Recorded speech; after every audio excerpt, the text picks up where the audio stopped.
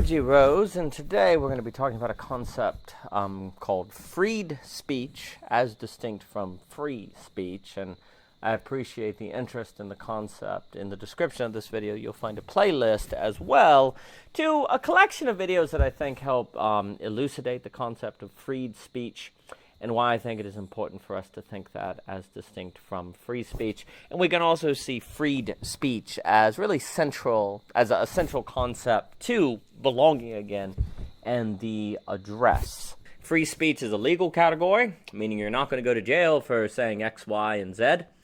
But freed speech is where you're able to speak freely, where you're not, worried about losing your job or worried about being socially rejected or your family not talking to you again or losing friends. Like, Christopher Hitchens had that idea that it's not enough to have the freedom of speech. You must also feel like you can speak freely. And I think that's a beautiful line that Jonathan Routz emphasized or pointed out in his masterpiece, Kindly Inquisitors, which I think is a very important book. So the idea of a freed speech is the idea that you feel that your speech is freed. Now, I want to take that concept and go even further to say that we naturally capture our own speaking.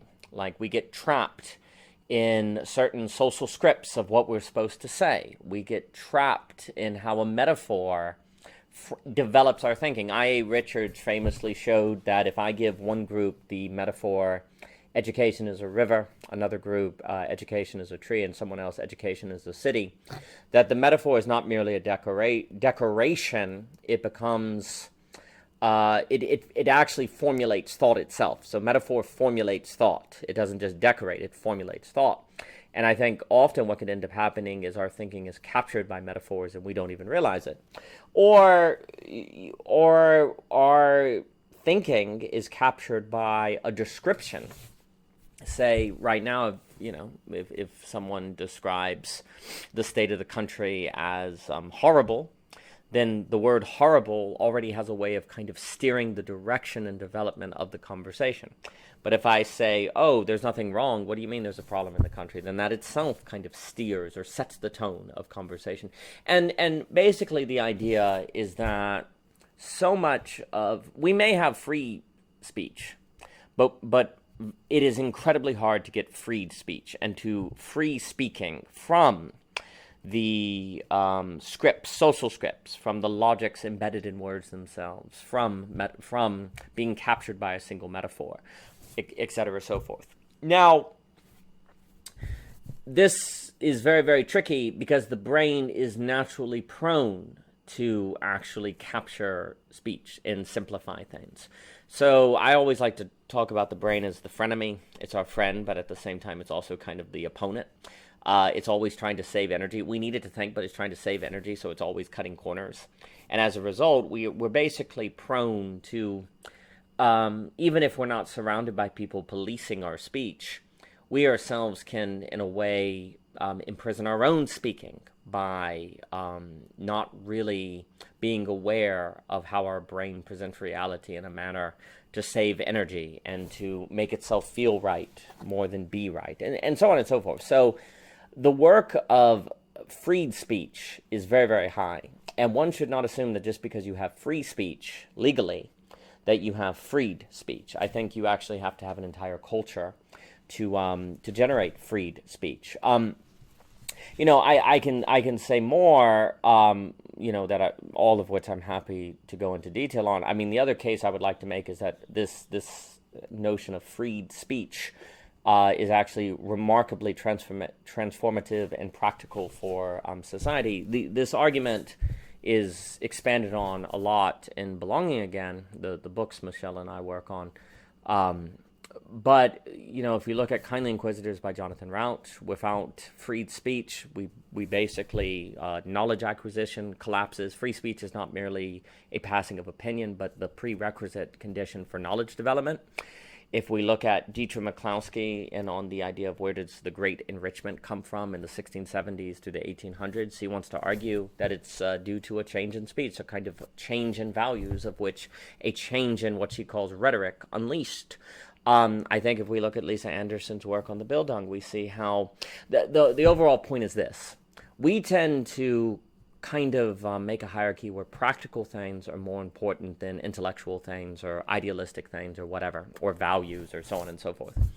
But I think there's actually a very strong case to be made that societies are made by values, ideas, and more what you could say metaphysical things. And I would argue that speaking is absolutely at the center of paradigmatic shifts in history, rather it be the great enrichment that McCloskey, and I know I'm going over a lot here, but I think this is all just very important because for me, freed speech is the most practical thing in the world, and it also is incredibly consequential for the society.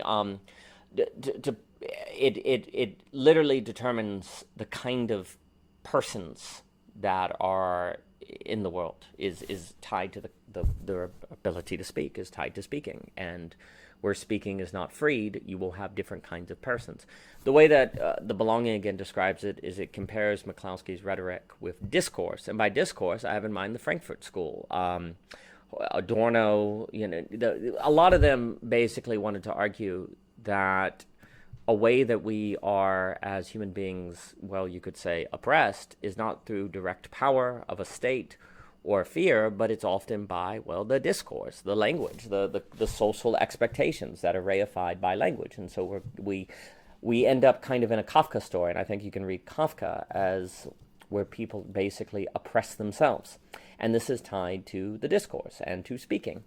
Whereas rhetoric, which leads to knowledge acquisition, as Hrovat talks about, a ability to, create insight versus just mechanical memorization. This is the rhetoric that leads to a great enrichment and a higher quality of life. And if you don't have freed speech, you may have technology, but you're not going to have necessarily a higher quality of life. So I think the stakes of realizing the conditions of possibility for freed speech are absolutely necessary if we are, going to kind of change the direction we're going in. Because another way, I guess, and then I'll stop, these are just kind of some opening thoughts.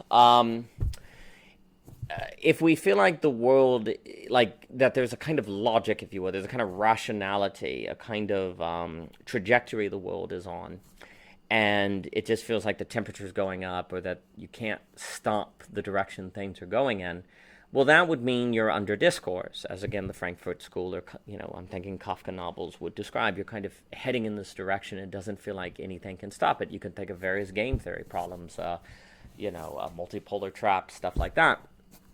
Well, basically, I think there's a very strong argument to be made, if you study history and so on and so forth, that the only way to change the direction that collectively we are heading toward when we're kind of trapped in a game theory dynamic that is just leading to a rational impasse, or just leading to this seemingly inability for people to get along or to overcome our social differences and so on and so forth.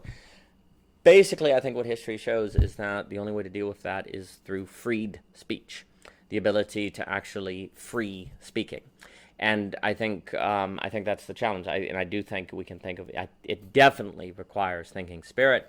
It definitely requires thinking, philosophy, metaphysics, theology. It definitely requires us to think about how we hold ourselves with one another. So this is what I have in mind with this idea of this difference between free speech and freed speech, and why it is not sufficient to have free speech if we don't have a culture that enables freed speech.